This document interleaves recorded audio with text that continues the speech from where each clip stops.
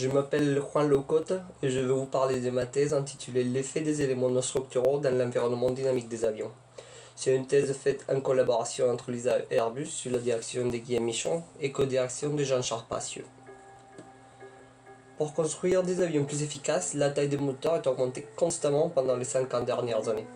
Avoir des moteurs plus gros augmente l'efficacité, mais implique aussi des valeurs plus importantes et donc des niveaux vibratoires plus forts, ce qui devient un risque considérable pour le confort en cabine pendant le vol. Si on regarde les capacités prédictives actuelles en fonction de la fréquence du problème, on voit que ces méthodes sont capables de découvrir les basses et hautes fréquences. Mais le problème, c'est que l'excitation du moteur en vol tombe dans une plage où ces méthodes ne sont pas performantes, et il est donc impossible d'anticiper un problème de vibration lié à une excitation moteur. Dans les méthodes prédictives actuelles, on considère un modèle complet de la structure primaire, plus une représentation par des masses de tous ces éléments qui ne font pas partie de la structure. Dans un fuselage opératif, ces éléments peuvent atteindre jusqu'à 70% de la masse embarquée.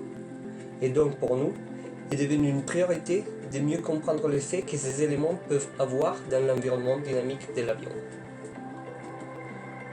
On a donc proposé un nouveau type de modèle numérique où la structure primaire est modélisée comme on fait aujourd'hui, donc avec une approche déterministe, plus un modèle stochastique qui permet de reproduire l'effet des éléments non structuraux.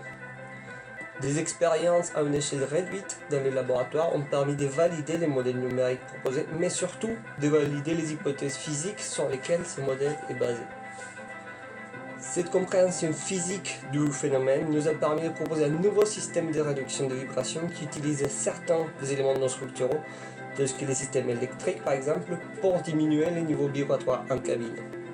La viabilité d'un mécanisme de ce type a été démontrée à échelle réelle.